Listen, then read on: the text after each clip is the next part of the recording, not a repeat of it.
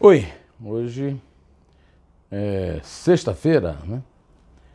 Dia 20 de dezembro de 2019, já assim no fim da tarde, eu quero comentar com vocês a altercação que o presidente Jair Bolsonaro teve com jornalistas à porta do palácio, onde ele era saudado como mito e tal, e aplaudido por um pequeno punhado de gente, né? Não tinha muita gente, não.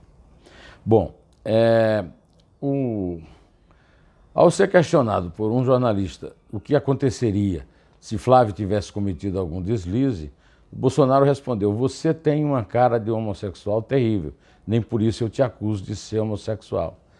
Tem dois problemas nessa frase.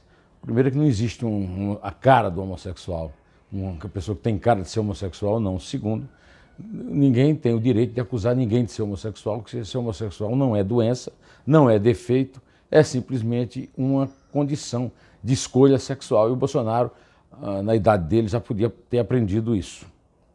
Até mesmo não é bom, muito bom cuspir para cima, que às vezes o cuspe pode cair na cara, viu?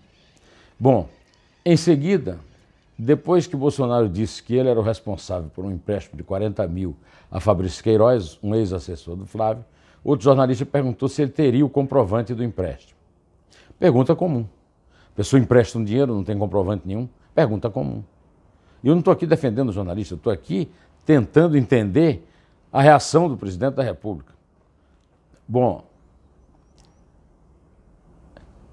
o rapaz, pergunta para a tua mãe o comprovante que ela deu para o teu pai, certo? Você tem a nota fiscal desse relógio que está no braço? Não tem. Não vou falar o palavrão que ele falou, mas não precisava de palavrão. A frase é absurda. O que é que a mãe tem a ver, a mãe do rapaz tem a ver com isso? Que comprovante ela teria que dar para o pai? Quem é que anda com um atestado no bolso? Ninguém perguntou se ele estava com atestado no bolso. Perguntou só se ele tinha algum recibo do empréstimo. Natural, podia dizer simplesmente não. A resposta dele foi, no mínimo, deseducada. Com palavrões, Bolsonaro também mandou um repórter parar de falar enquanto ele estava respondendo. O repórter foi mal educado, tinha que ter esperado ele responder. E aos gritos cobrou que os jornalistas dissessem se o processo de Flávio estava ou não em segredo de justiça. Está. E daí? Está, mas todo mundo sabe. Eu mesmo vivo reclamando aqui porque é que não sai revelação nenhuma sobre o André Ceciliano, que teve uma assessora, eu estou falando há um ano disso, descoberta numa transação atípica pelo mesmo COAF, e ninguém fala nisso. Agora, o filho do presidente é natural que se cobre, até porque o presidente foi escolhido para mudar a política do Brasil, para acabar com a desonestidade, ou não foi? Ele não se comprometeu com isso na campanha? Ele não tem voto das pessoas que eram a favor do combate da corrupção e continuam sendo, e essas pessoas, na minha opinião, até aumentaram? Cercado por um grupo de apoiadores, Bolsonaro falou sobre o caso por mais de 10 minutos, na maior parte do tempo, para atacar a imprensa. Qual é a culpa que a imprensa tem no caso do Flávio?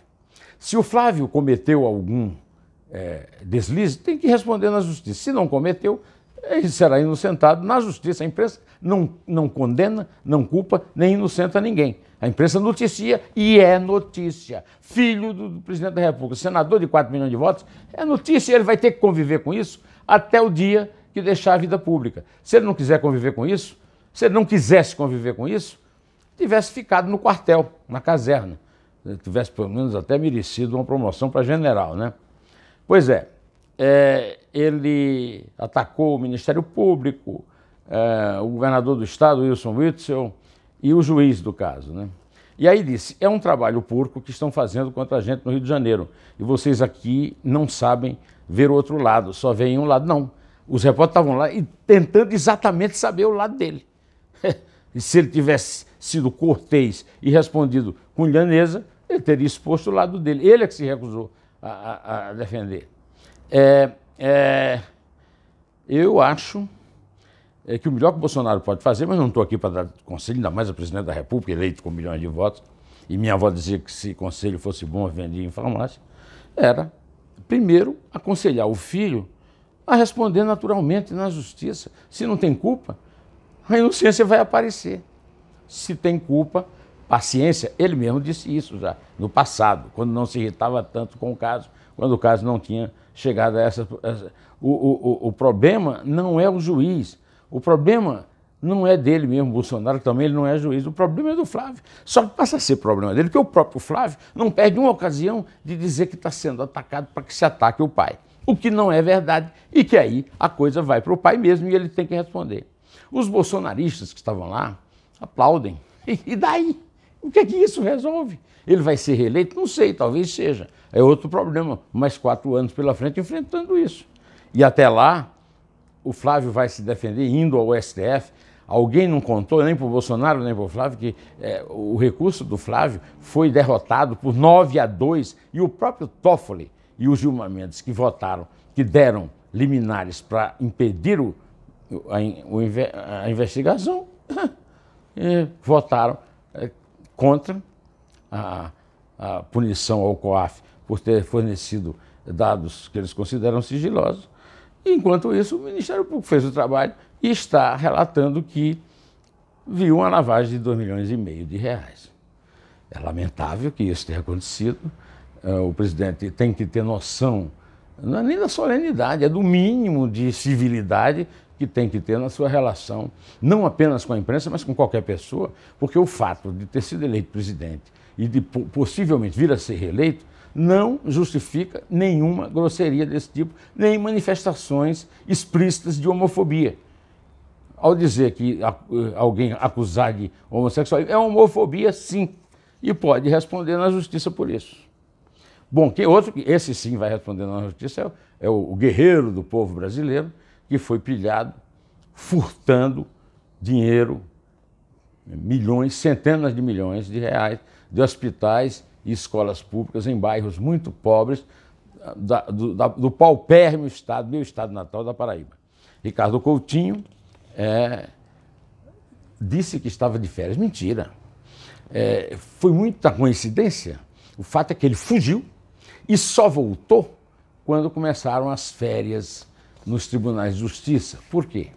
Porque ele contava com uma liminar concedida pelo presidente do Superior Tribunal de Justiça.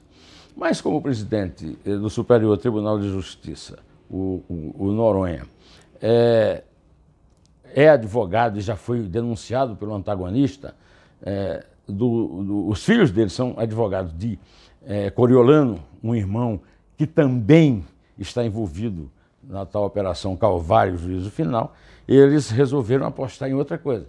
O Noronha vai, segundo me informou agora aqui, o Helder Moura, jornalista da Paraíba, o Noronha vai se considerar suspeito e o caso vai passar para vice-presidente. Eu não sei se passa automática assim não, né? Que é a Maria Tereza de Assis Moura, né? Maria Tereza de Assis Moura é ministra do STJ pelo 5º dos advogados e declaradamente petista, né? Bom, por falar em PT, o Ricardo está lá preso, hein? Está lá na Paraíba, preso. Chegou de manhã, chegou ontem à noite em Natal, vindo de Portugal pela TAP, e está preso. Tá? A Polícia Federal concluiu o inquérito da Operação Spoofing e apresentou a 10ª Vara Federal em Brasília na noite de anteontem, indiciando os 6 indiciados, os 6 investigados, arararracas, pelo hackeamento de dispositivos de 1.700 autoridades, 7.000 e tantos crimes, delitos de invasão de celular. O material é usado por Glenn Greenwald, do site Intercept Brasil, que foi tratado como um lorde no relatório do delegado da Polícia Federal que tratou do caso, Luiz Flávio Zampronho. Assim como tratado como um lorde foi o humorista Gregório do Vivier, que foi pilhado em vários dos hackeamentos dos arararracas, sugerindo telefones a serem hackeados. Do William Bonner, do Ali Camel, do juiz Marcelo, quer dizer, autoridades como o juiz Marcelo, o juiz lá do Rio, como é que chama? O juiz lá da Lava Jato? Marcelo Bretas e pessoas da cúpula da Globo. A Polícia Federal, oportunamente, vai abrir um inquérito sobre os mandantes, porque esse relatório do Zampronha aí, pelo amor de Deus, né? Como ele é negligente e ao mesmo tempo subserviente às estrelas, Glenn Greenwald, e aos outros grandes humoristas, como é o caso do Gregório do Vivier. Estou esperando o resultado. Agora eu quero lembrar que o presidente da República é o Bolsonaro. Não adianta ficar mandando recado que vai punir o Moro pelo trabalho da Polícia Federal. O trabalho da Polícia Federal, a Polícia Federal, eu sempre avisei, não obedece a ordens. Tem 3 grupos lá, um grupo comandado pelo Paulo Lacerda do PT, outro pelo Marcelo Itagiba do PSDB e a turma que até hoje obedece a um delegado morto, que é o Romeu Tuma. Se a Polícia Federal não obedece a um presidente da República que disse que entrou para mudar tudo e a um ministro da Justiça da autoridade do Moro, é preciso tomar conta melhor da Polícia Federal, em vez de ficar batendo boca na rua com quem se opuser a ele, né?